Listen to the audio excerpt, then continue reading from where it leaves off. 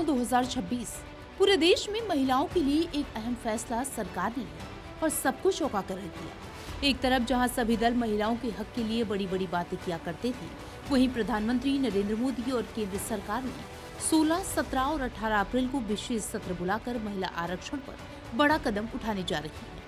प्रधानमंत्री मोदी ने दिल्ली स्थित विज्ञान भवन में नारी शक्ति वंदन सम्मेलन को संबोधित करते हुए इसे सदी का एक अहम फैसला बताया।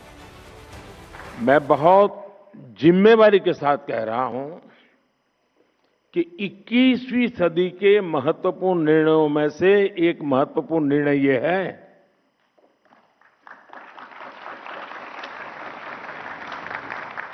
ये निर्णय नारी शक्ति को समर्पित है।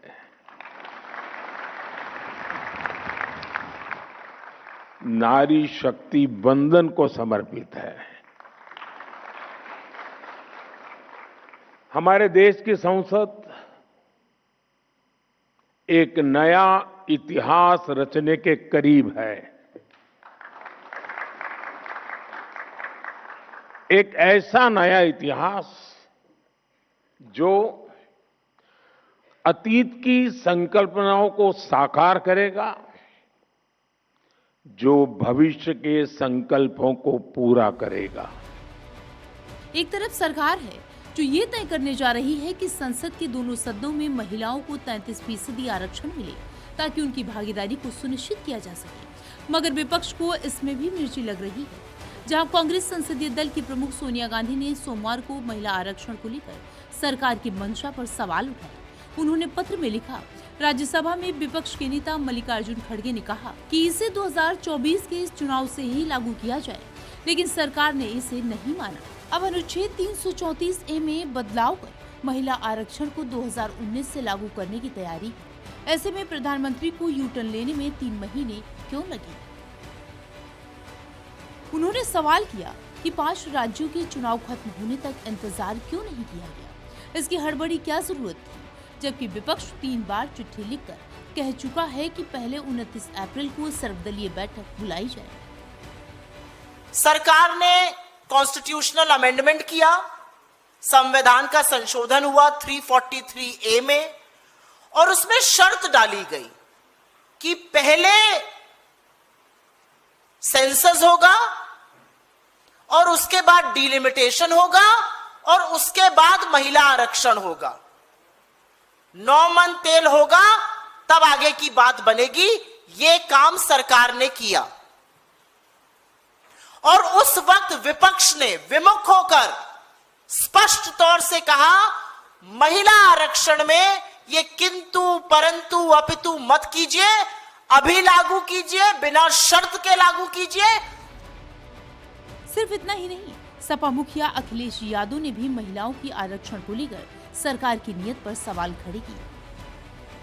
सरकार की नीयत नहीं है आरक्षण देना, और सेंसस, डिलिमिटेशन और बाद आरक्षण। उन्हें ये बताओ क्षेत्र कौन सा होगा महिलाओं का जो चुनाव लड़ेंगी?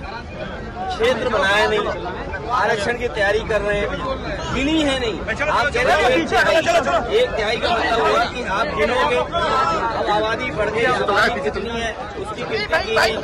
तो जब गिनती आपने नहीं की, इसका मतलब आरक्षण आपकी नियत में नहीं है। और जो व्यवस्था दूसरे तरह की है, जो आरक्षण आप ले सकते हो, उस व्यवस्था को लागू नहीं करना चाहते हैं।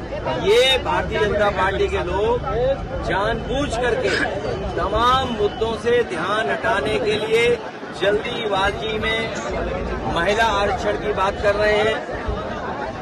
जब सशक्तिकरण नहीं किया इन्होंने, महिलाओं के एम्पावरमेंट के लिए क्या किया इन्होंने? बताओ, ड्रोन दीदी कितनी बना दी इन्होंने।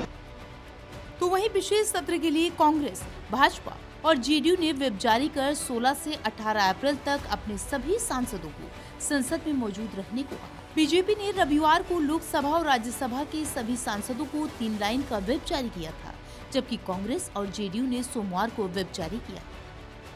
कुछ लोग आए वक्त के सांचे में ढल गए, कुछ लोग आए वक्त के सांचे में ढल गए और कुछ लोग आए वक्त के सांचे बदल गए। भारत माता की। एक लंबे इंतजार के बाद आखिरकार महिलाओं के हक और महिला आरक्षण पर मोदी सरकार बड़ा कदम उठाने जा रही है। लेकिन ऐसे में सरकार के विप और विपक्ष के विरोध पर सवाल यही है कि इस ऐतिहासिक कदम पर सियासत क्यों? सवाल ये भी है कि नारी शक्ति वंदन अधिनियम को चुनाव से क्यों जोड़ा जा रहा है?